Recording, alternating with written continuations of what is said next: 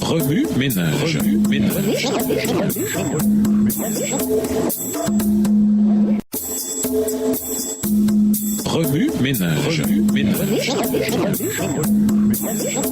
Bienvenue dans votre émission. Remue ménage. Nous voilà à la leçon de jeudi. S'impliquer. La vie de Jésus, un exemple. Jésus ne défendait pas âprement ses doigts. Souvent, sa tâche était rendue plus difficile qu'il n'était nécessaire à cause de sa complaisance et de son refus de se plaindre. Néanmoins, il ne faiblissait pas, il ne cédait pas au découragement. Il vivait au-dessus de ses difficultés, comme à la clarté de la face de Dieu. Au lieu de se venger, quand on lui causait tort, il supportait patiemment l'injure. On ne cessait de lui demander « Pourquoi te laisses-tu ainsi maltraiter, même par tes frères ?» Il est écrit, déclarait-il, « Mon fils, n'oublie pas mon enseignement et que ton cœur garde mes commandements, car ils augmenteront la durée de tes jours, les années de ta vie et ta paix. Que la loyauté et la vérité ne t'abandonnent pas. Lis-les à ton cou, écris-les sur la table de ton cœur. Tu acquerras ainsi grâce et bon sens aux yeux de Dieu et des humains. » Proverbe 3, les versets 1 à 4. À partir du moment où Jésus fut retrouvé dans le temple par ses parents, sa conduite fut un mystère pour eux. Il évitait la polémique, mais son exemple constituait une leçon constante. Il paraissait mis à part. Son plus grand bonheur était de se trouver seul avec Dieu dans la nature. Toutes les fois qu'il en avait l'occasion, il s'éloignait du lieu de son travail. Il se rendait dans les champs, méditait dans les vertes vallées, goûtait la communion avec Dieu sur les pentes des montagnes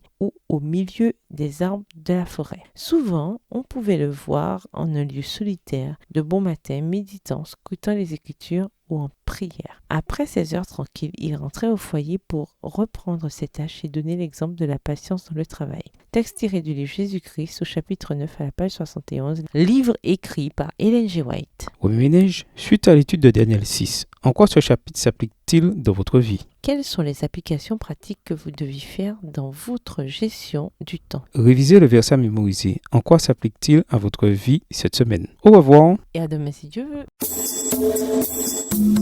Remue ménage. Remue ménage.